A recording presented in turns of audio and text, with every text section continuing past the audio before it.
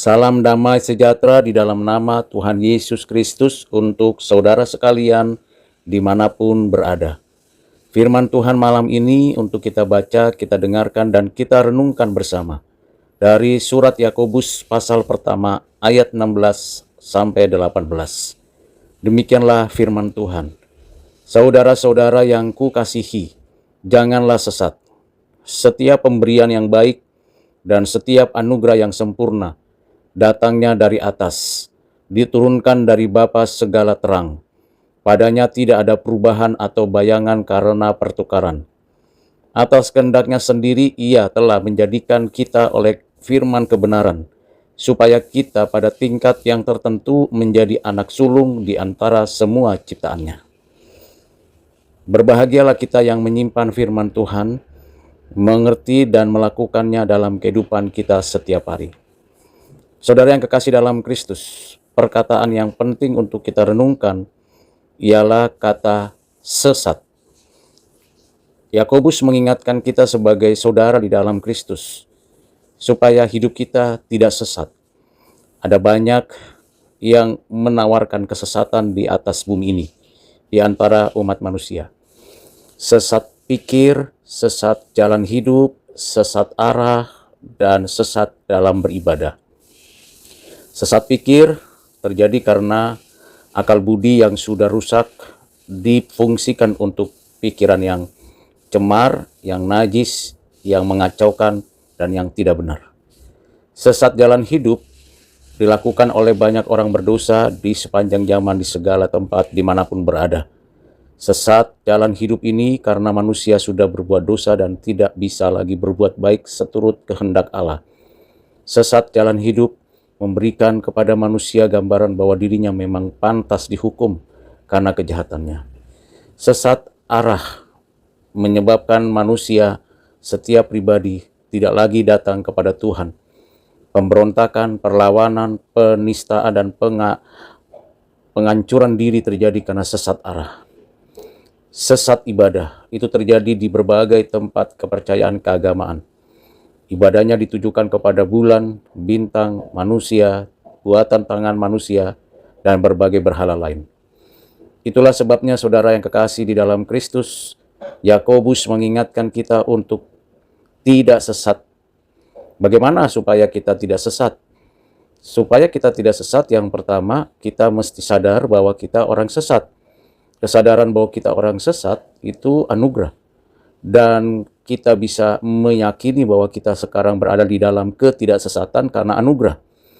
Jadi anugerah mendahului anugerah.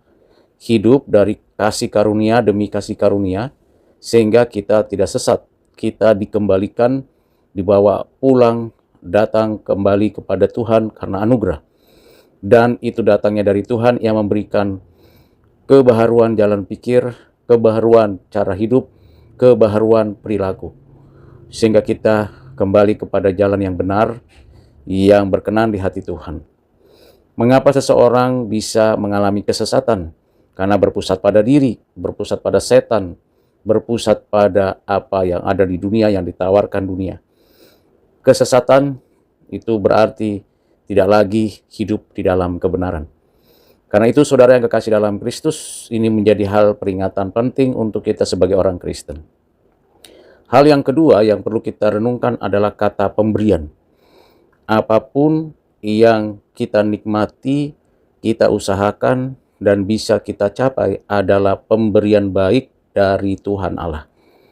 Memang kita bekerja, mendapatkan hasil yang kita kerjakan. Memang kita berjuang mulai dari nol sampai dengan kita menghasilkan sesuatu yang berguna.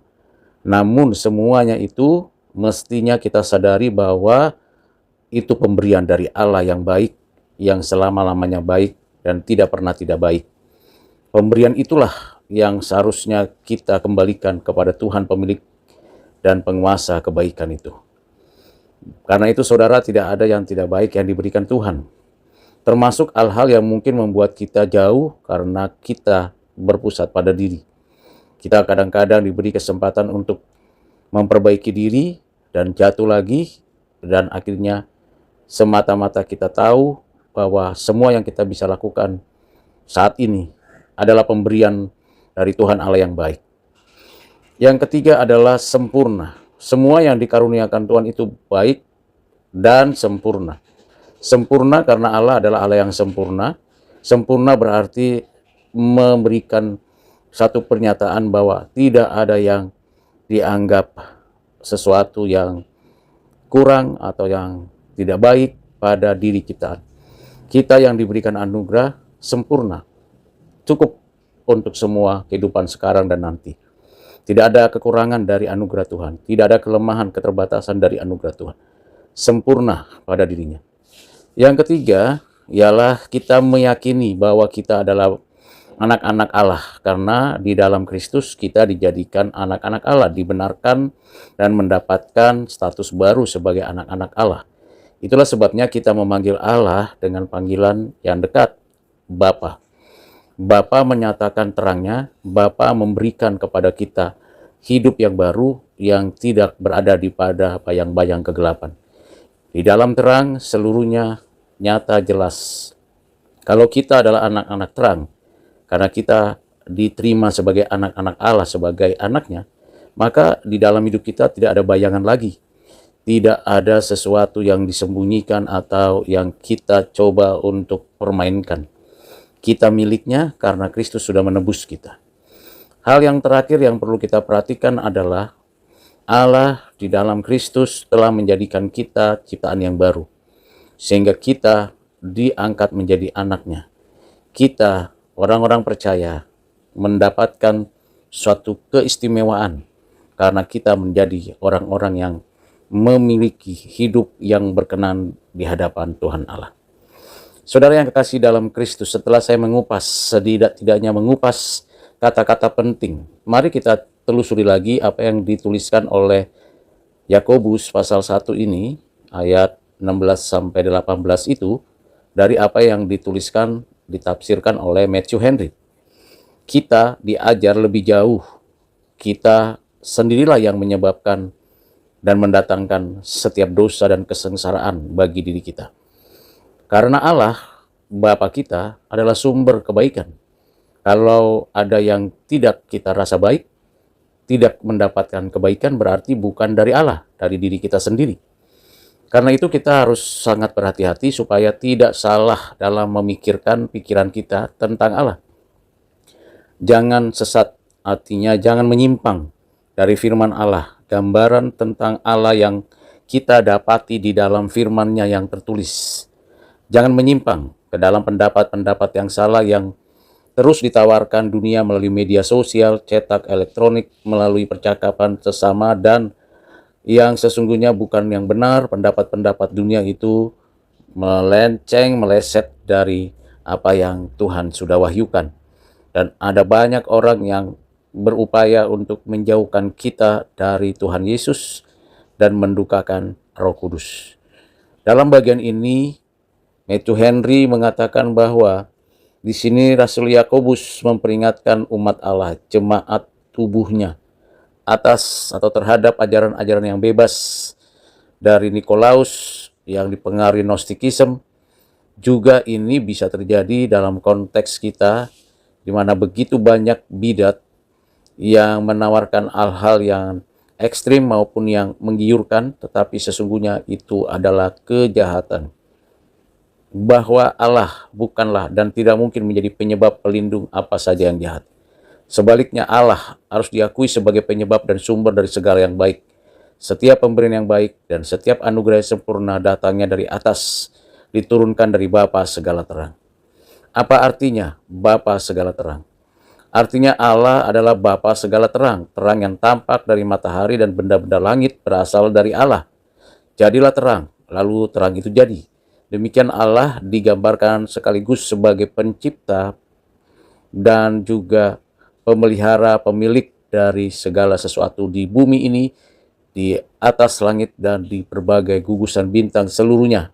Itu milik Tuhan Allah. Walaupun bumi dan awan yang sering kita lihat seperti menghalang-halangi, membuat tampak kita berubah-ubah, sesungguhnya dengan terbit dan terbenamnya, dan dengan terlihat berbeda-beda atau undur dengan sepenuhnya, namun perubahan tidak ada di dalam dirinya. Demikian pula Allah tidak berubah, dan perubahan serta bayangan kita bukanlah karena perubahan atau pertukaran bayangan apapun padanya, melainkan dari kita sendiri. Sebab seperti yang dikatakan Baxter, bahwa segala terang yang ada padanya tidak ada perubahan atau bayangan karena pertukaran. Yang selanjutnya, setiap pemberian yang baik datang dari Dia, dari Allah sebagai Bapa segala terang. Allah memberikan terang akal budi. Anapas yang Maha Kuasa memberikan pengertian.